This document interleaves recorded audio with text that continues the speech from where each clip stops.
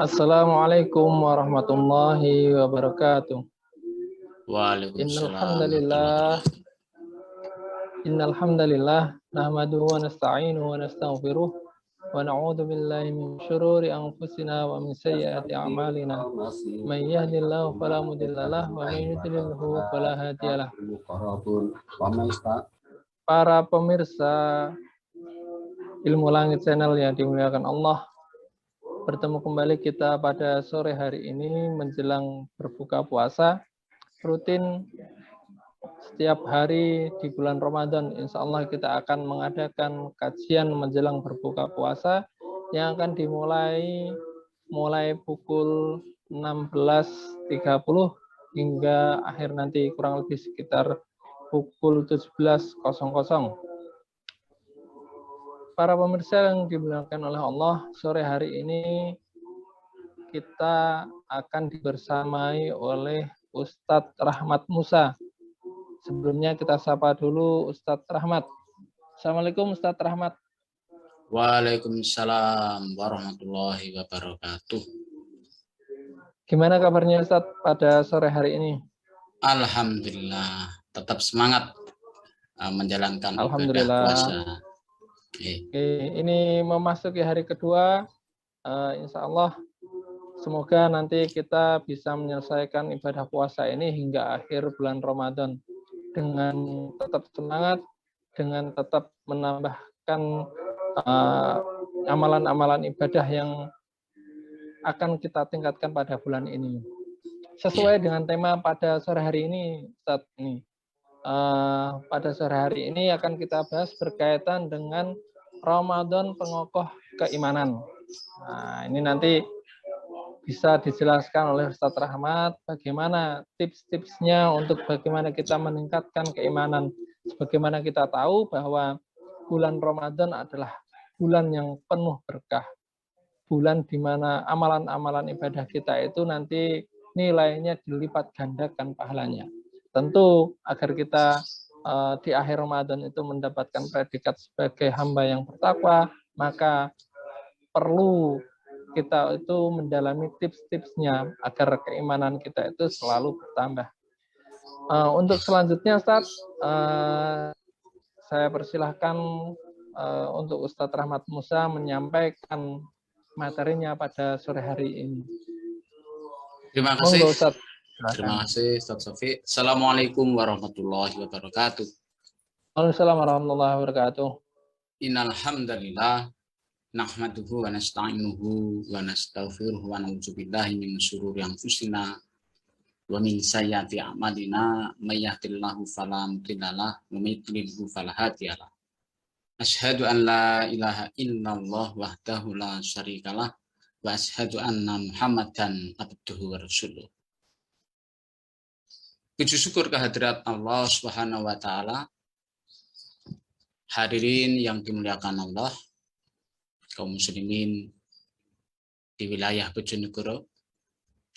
Pada hari ini kita masih diberikan kenikmatan oleh Allah Subhanahu wa taala, diberikan kesehatan oleh Allah sehingga bisa tolabul ilmu, tolabul ilmi, mencari ilmu, dan diantaranya adalah senantiasa mengikuti kajian-kajian yang insya Allah diselenggarakan oleh Majelis Cinta Al-Quran Bojonegoro bekerjasama dengan Ilmu Langit Channel. Kedua kalinya sholawat serta salam semoga tercurahkan pada junjungan kita Nabi Agung Rasulullah Muhammad Sallallahu Alaihi Wasallam, begitu juga dengan keluarganya, sahabatnya, dan pada kita sekalian. Hadirin yang dirahmati Allah, pada sore hari ini kita akan membahas satu tema yang menarik, yaitu Ramadan pengokoh keimanan. Untuk lebih jelasnya saya akan share slide yang insya Allah akan memudahkan kita di dalam memahami bagaimana di bulan Ramadan ini kita bisa menjalankan seluruh kewajiban Allah dan mengokohkan keimanan kita.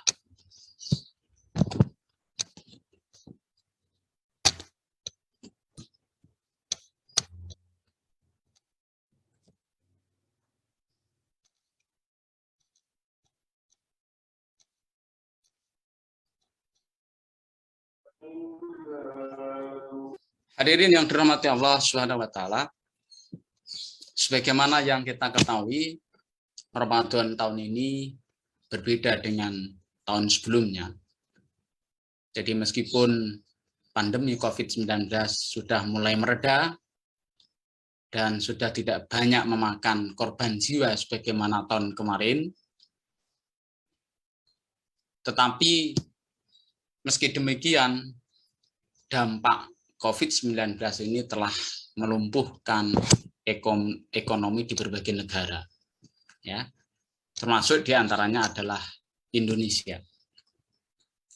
Jadi banyak perusahaan-perusahaan yang bangkrut, PHK di mana-mana, dan akhirnya pengangguran tak terelakkan kembali. Kondisi seperti ini belum hilang, masyarakat ditambah lagi dengan kelangkaan minyak goreng yang semakin menyulitkan masyarakat cilik. Minyak goreng belum selesai, beberapa hari yang lalu juga terdengar kabar hari Jumat kemarin ada kenaikan harga Pertamax, harga solar, dan seterusnya.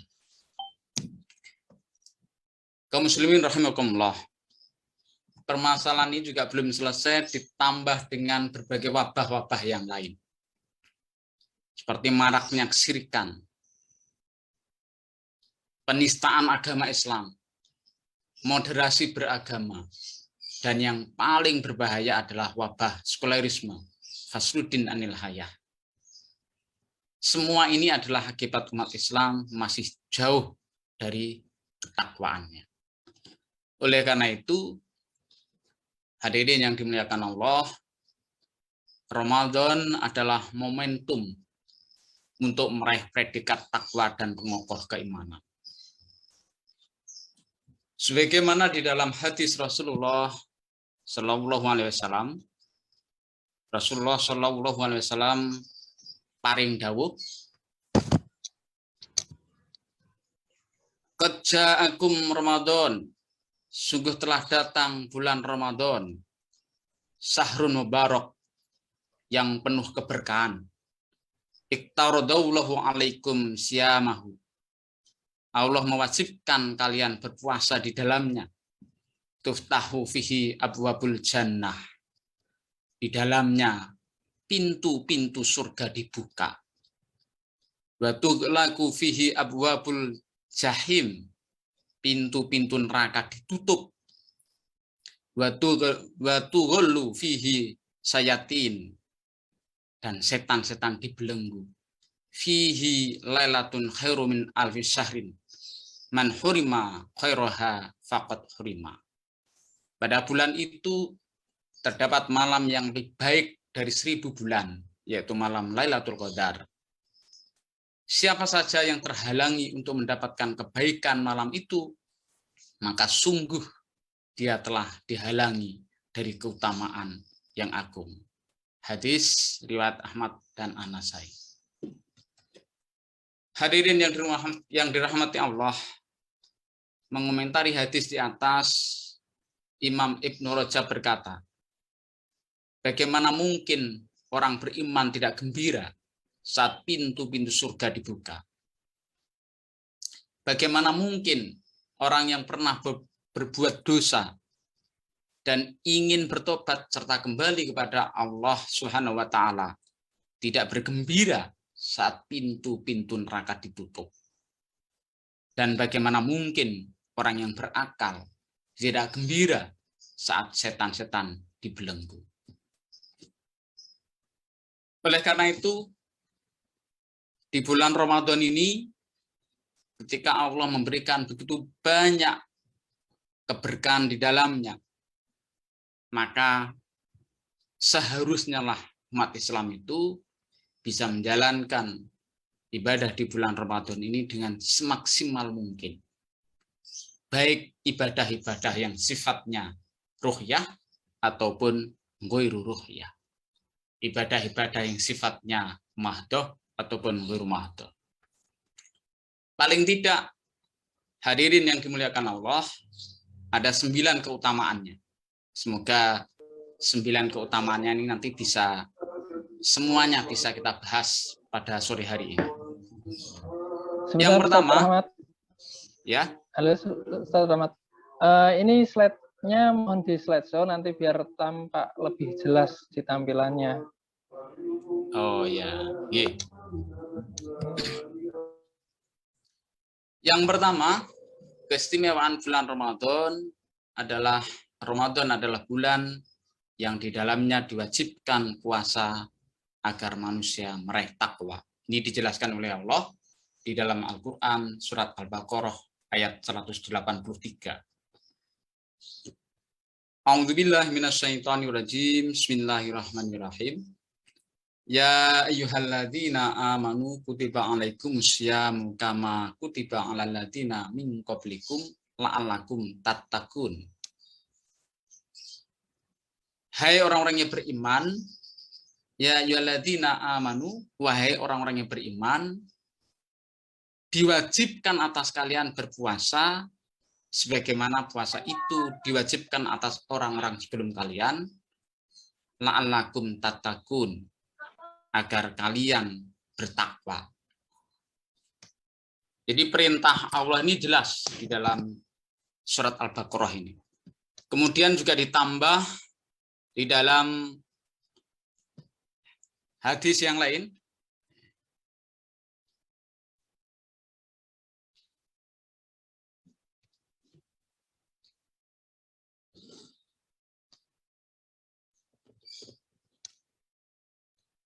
Di dalam surat yang lain,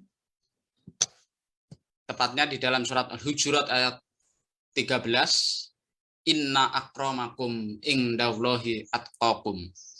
Sesungguhnya orang yang paling mulia di antara kalian di sisi Allah adalah orang-orang yang bertakwa.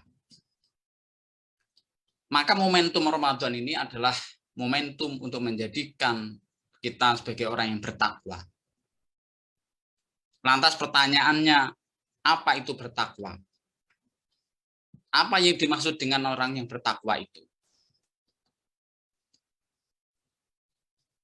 Sahabat Ali bin Abi Thalib, beliau mendefinisikan takwa adalah al-khaufu minal jalili wal amalu bitanzili wal istiqdadu liyaumir rahil.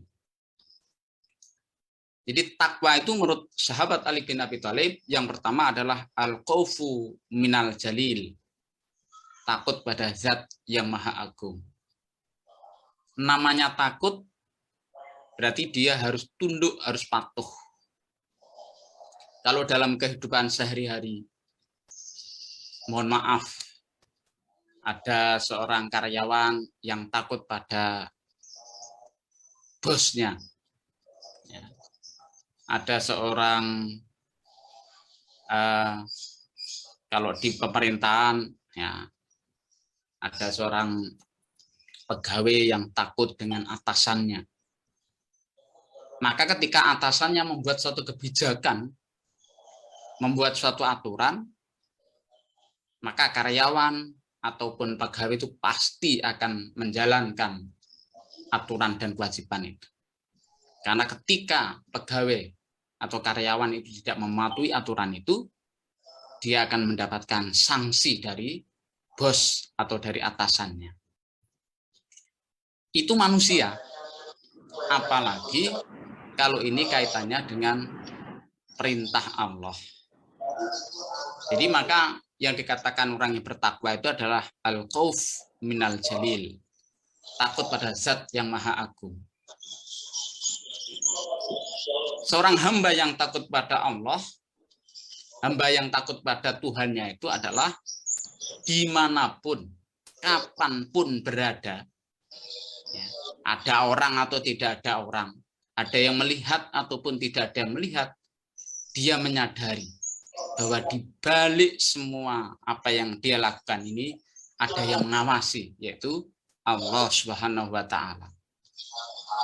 Ya, ketika di dalam dirinya ada kesadaran seperti itu, dimanapun dan kapanpun berada, dia akan menjalankan perintah Allah dan akan menjauhi larangan-larangannya. Ini yang disebut dengan al-khaufu minal jalil, takut pada zat yang maha agung. Ya. Kemudian wal amalu bil tanzili, mengamalkan Al-Quran. Mengamalkan Al-Quran itu tidak cukup dengan membaca. Ya, apalagi ini di bulan Ramadan. Memang orang yang membaca Al-Quran saja ini sudah mendapatkan pahala yang besar dari Allah. Bahkan pahala orang yang membaca Al-Quran itu dalam sebuah hadis digambarkan, ya, bukan hanya per kata, bukan hanya per kalimat, tapi per huruf. Allah memberikan pahala kepada mereka yang membaca Al-Quran. Lebih-lebih di bulan Ramadan dilipat gandakan pahalanya. Tapi yang lebih penting daripada itu, hadirin yang dimuliakan Allah, bukan hanya membacanya, tetapi mengamalkannya di dalam kehidupan sehari-hari. Karena Al-Quran sebagai hudalin nas, sebagai petunjuk manusia, Al-Quran adalah kitab suci kita yang harus kita junjung setinggi-tingginya. Segala perilaku yang kita lakukan, segala perbuatan yang kita lakukan harusnya bersandar pada Al-Quran. Standarnya adalah Al-Quran. Nah, tentu saja kita sebagai seorang awam untuk memahami hukum-hukum dalam Al-Quran, ya harus belajar. Tidak ada kata yang lain. Karena Al-Quran ini tidak bisa hanya sebatas difahami secara letter. Karena kadang-kadang ada makna-makna yang mutasyabihat, yang itu harus ada penjelasannya. Nah, oleh karena itu, ngaji itu penting. Ya, ini mumpung di bulan Ramadan, kita bisa memaksimalkan ngaji, yang termasuk ketika panjenengan semua hadir, ya, menghadiri kajian-kajian Islam, bisa offline, bisa online untuk menambah ilmu. Syukur-syukur kalau kajian ini terus-menerus dilakukan secara rutin, baik di bulan Ramadan maupun di luar bulan Ramadan. Nah, insya Allah Majelis Cinta Al-Quran senantiasa membuka diri bagi panjenengan semuanya, ya, untuk belajar. Insya Allah nanti di Majelis Cinta Al-Quran ada banyak ustadz yang memiliki kemampuan yang luar biasa. Mereka adalah orang-orang yang sudah terdidik di pondok pesantren. Ya, ada Gus Lutfi, ada Gus Wawan, Gus Wahyu Kurniawan, ada Kiai Mahmudan, ya, ada Kiai Rahmat Maulana, ada Gus Rom, dan masih banyak yang lain. Yang mereka adalah orang-orang yang insya Allah punya kemampuan untuk belajar bersama dengan panjenengan semua. Kemudian yang ketiga, ini waktunya tinggal sedikit. Yang ketiga, wal istiqdadu liyaumir rahil, menyiapkan diri untuk menyambut datangnya hari yang kekal, yaitu hari kiam, hari akhirat, di hari akhirat nanti. Hadirin yang dimuliakan Allah Subhanahu wa Ta'ala, ingatlah ketika kelak Allah memanggil kita, hanya 3 hal yang dibawa. Ilmu yang bermanfaat, ya, amal jariah, dan doa anak soleh. Itu saja. Maka menyiapkan diri untuk menyambut hari akhir, hari yang kekal, yaitu akhirat, ini wajib bagi kita.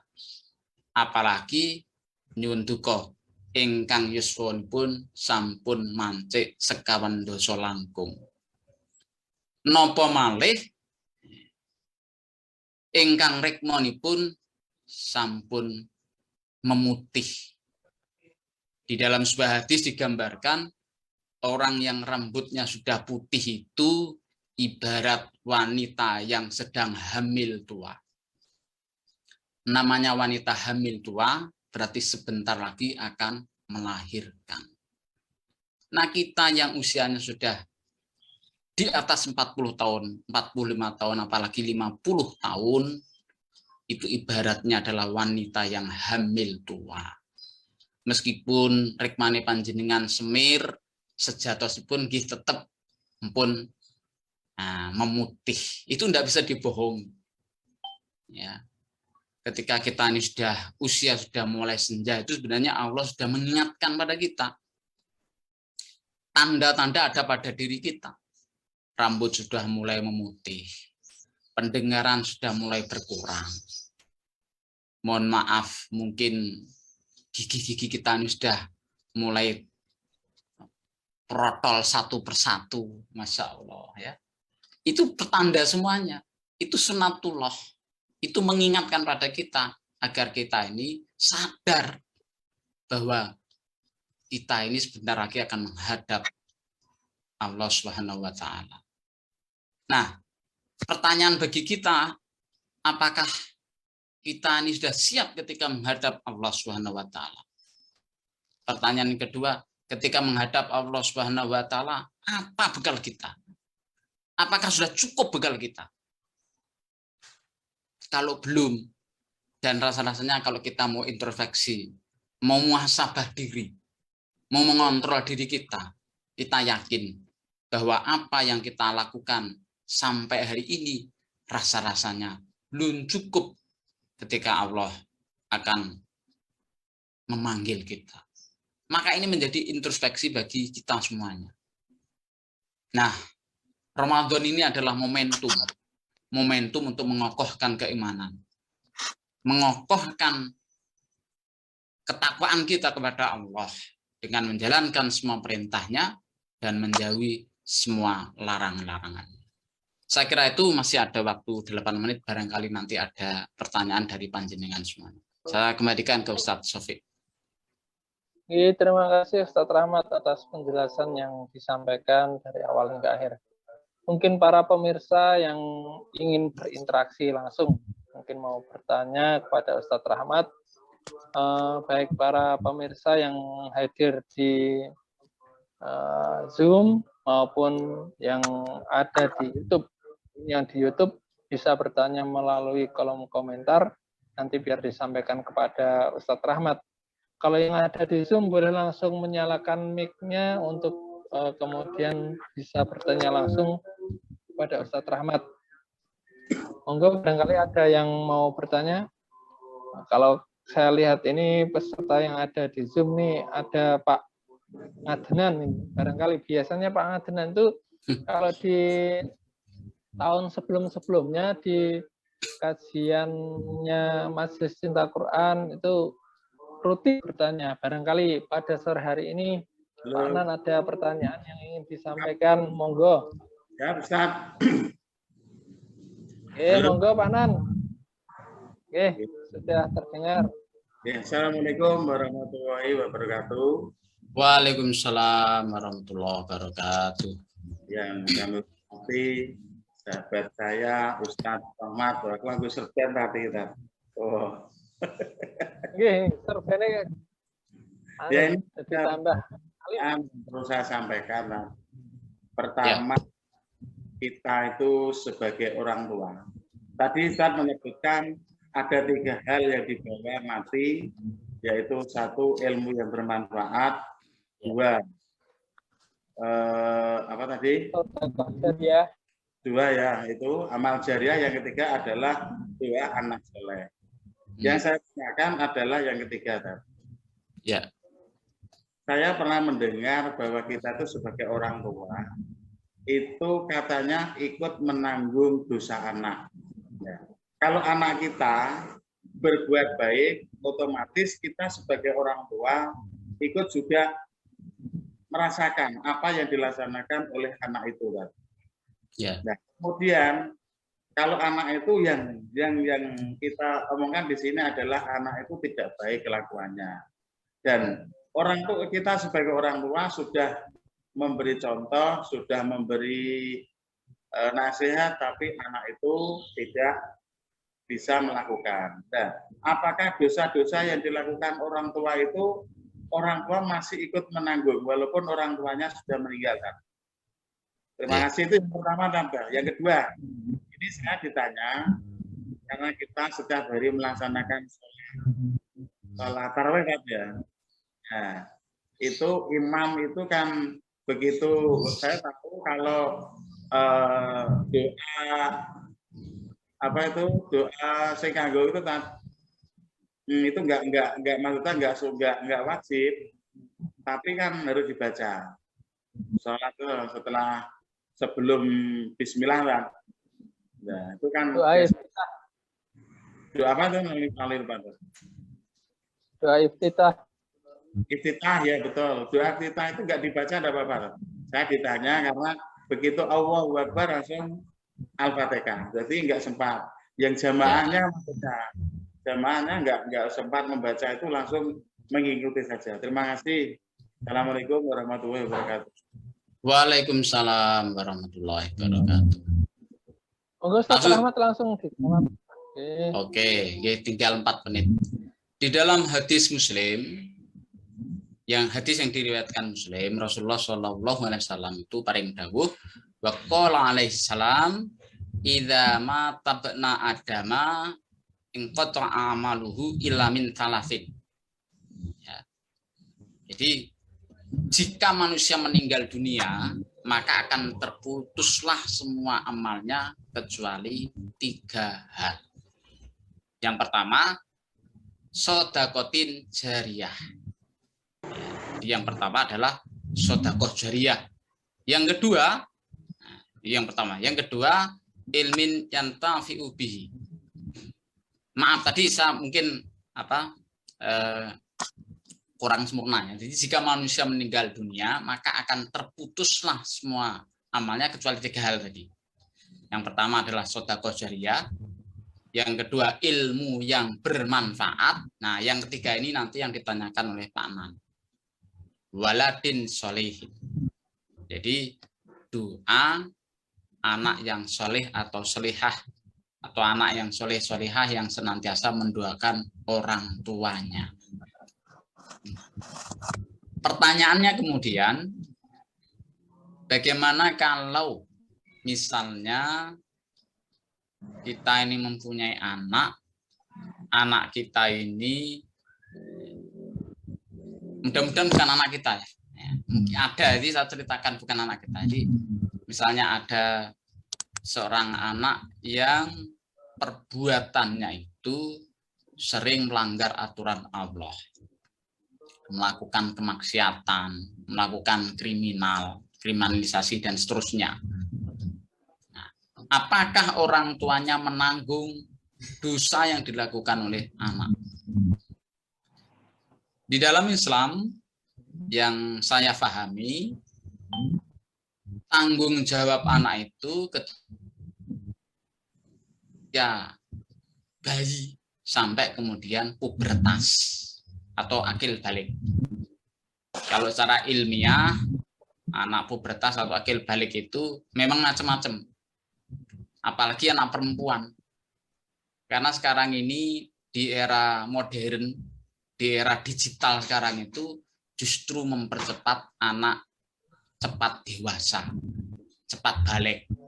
Jadi di sekolahan saya dulu ditemukan anak usia 8 tahun itu sudah menstruasi. Coba bayangkan, kelas 3.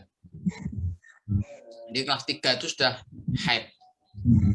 Nah, ketika anak sudah haid berarti dia sudah akil balik. Ya. Jadi batasannya di situ. Kalau anak belum akil balik, ya, maka orang tuanya yang bertanggung jawab. Ketika anak sudah akil balik, maka yang bertanggung jawab adalah anak itu sendiri. Nah, disinilah peran orang tua untuk mendidik anak-anak kita, menyiapkan anak-anak kita menjadi anak-anak yang soleh dan solihah. Jadi tidak cukup kita ini sudah menafkahi keluarga kita dengan kebutuhan pokoknya saja, tidak cukup. tapi menyiapkan generasi-generasi terbaik, menyiapkan anak-anak kita menjadi anak-anak yang soleh dan solehah. Tentu kalau pengen jawaban lebih gamblang lagi, insya Allah ini akan dikaji setiap hari Jumat pagi di kajian Jumat Berkah yang akan dimulai hari Jumat besok, yang akan dipandu, yang akan disilih Gus Lutfi dan Gus Rom. Ya, jadi secara singkatnya begitu. Nah, kemudian yang terakhir tadi apa tadi? Oh ya, ya itu sunnah apa Anan. Jadi setahu saya itu sunnah. Jadi ya namanya sunnah, tidak lakukan tidak apa-apa. Monggo, itu pilihan kita. Saya kira itu Ustaz Sufi. Oke, terima kasih Ustaz Rahmat atas jawabannya. Ini kebetulan waktu juga sudah menunjukkan pukul 5, jadi acara kajian pada sore hari ini kita akhiri terlebih dahulu. Mungkin sebelum kita akhiri, Ustaz, ada kalimat penutup yang nanti bisa disampaikan kepada para pemirsa. Monggo, Ustaz.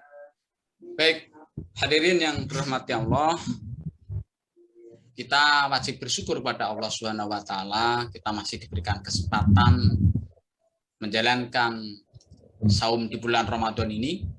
Oleh karena itu, kesempatan ini jangan kita sia-siakan. Mari kita maksimalkan ibadah kita di bulan Ramadan. Mudah-mudahan kita semuanya mendapatkan gelar lalakum tattaqun, yaitu orang-orang yang bertakwa. Demikian yang bisa saya sampaikan. Wassalamualaikum warahmatullahi wabarakatuh. Waalaikumsalam warahmatullahi wabarakatuh. Terima kasih Ustaz Rahmat atas penjelasannya dari awal sampai akhir. Baik, para pemirsa Ilmu Langit Channel yang dimuliakan oleh Allah, tetap pantau acara-acara kami di Ilmu Langit Channel. Acara ini bisa disaksikan ulang melalui kanal YouTube maupun fanspage di Facebook Ilmu Langit Channel.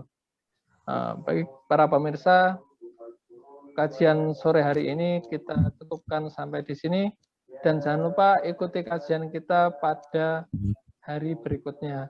Insya Allah rutin setiap sore jam 16.30 sampai jam 5 sore setiap hari di bulan Ramadan.